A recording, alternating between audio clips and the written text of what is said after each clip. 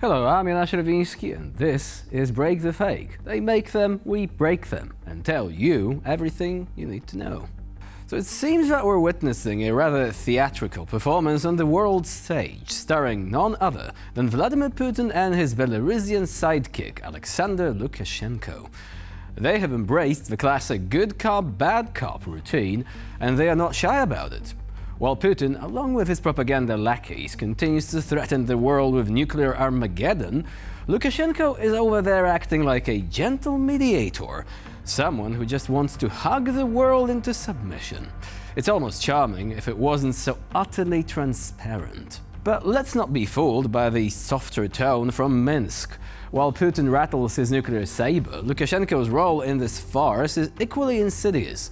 Belarus, under his leadership, is tasked with sowing discord between Poland and Ukraine, two countries that have become close allies in response to Russian aggression. Lukashenko, the eternal opportunist, knows exactly where to prod, namely the painful historical scars that still linger between Poles and Ukrainians. He's banking on stirring up old wounds, hoping for a rift, perhaps even a larger conflict, that could distract both nations and weaken their unity. Мы не собираемся воевать с украинцами, и они не хотят с нами воевать. Слушайте, куда им еще эту обузу? Ну а нам зачем? Там же наши люди живут. Поэтому мы будем делать все для того, чтобы существовать с Украиной мирно, если они этого хотят. Народ этого хочет. Но пока верхушкой Украины, говорят, управляют американцы. Ну вы сами видите, что управляют. И если что-то надо, Володя Зеленский летит в Вашингтон. Он не едет в Минск и в Москву, чтобы договориться и в конце концов закончить эту войну. Он думает, что американцы восстановят Украину после войны, и они будут заможными, крепкими и мудрыми. Никто их восстанавливать не будет. Власть поменяется, скажут: Володя, ты кто такой?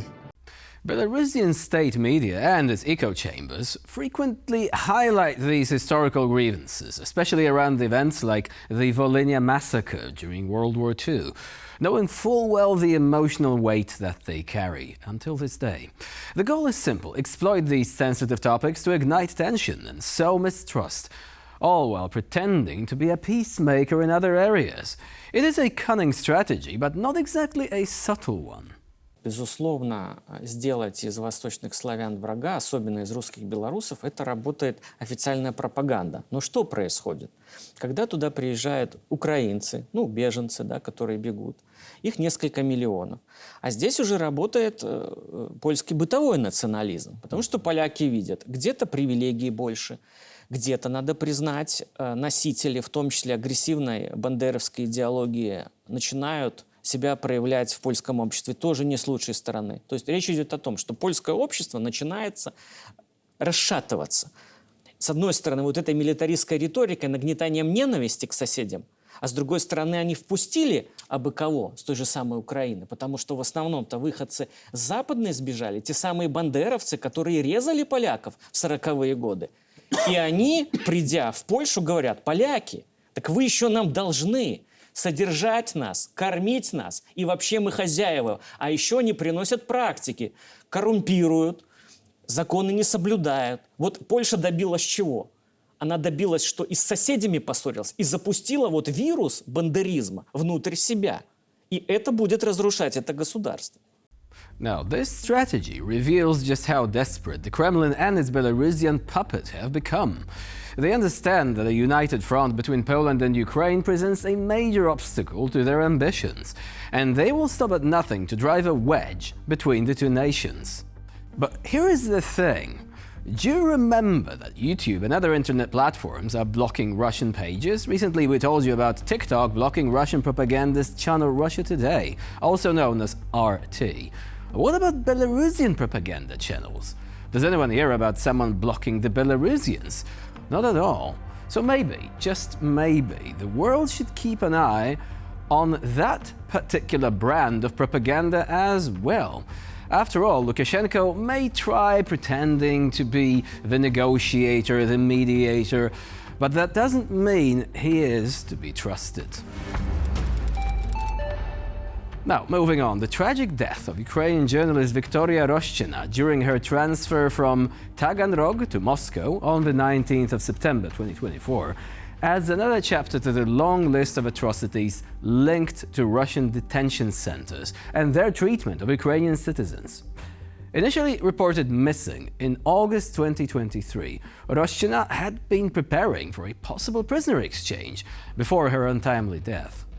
According to Ukrainian MP Yaroslav Yurchyshin, who first broke the news, Roshchina's death was due to the, and I quote, inhumane treatment she suffered while in captivity, exacerbated by a hunger strike. Ukrainian authorities and representatives from the coordination headquarters confirmed the tragic news, while Russian officials have stated that they will return her body as part of a future exchange. Now, back in 2022, on the 16th of March, it became known that the woman was detained by representatives of the Russian FSB. Shortly after the 22nd of March, information appeared that the occupiers released Roshchina from captivity, forcing her to record a video denying claims to the Russian special services.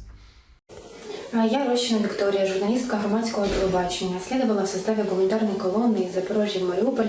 При проверке документов в Бердянске в моем телефоне были обнаружены фотографии российской военной техники, из-за чего я была задержана для выяснения обстоятельств. Кроме того, российской стороной мне было разъяснено, что поездка в Мариуполь опасна для жизни, поскольку он блокирован. В Бердянске мне было предоставлено жилье и питание, достойные бытовые условия. За это время боевых действий и акций протестов я не наблюдала. Претензий к российской стороне не имею. Действия вооруженных сил России с высокой долей вероятности, возможно, сохранили мне жизнь и здоровье. Призываю всех сохранять благоразумие и решать возникающие вопросы мирным путем. Now, Roshchina was no ordinary journalist. She covered the war in Ukraine with a fierce dedication to uncovering the truth, often from the front lines, placing herself in grave danger. Her disappearance had sparked international concern, with advocacy groups and colleagues pressing for her release. However, the circumstances of her imprisonment and subsequent death remain shrouded in mystery, casting a dark shadow over Russian practices in handling prisoners of war. And of course, it wouldn't be the first time that these practices are coming to light. Reports indicate that Roshchina had been held under dire conditions, subjected to neglect and mistreatment.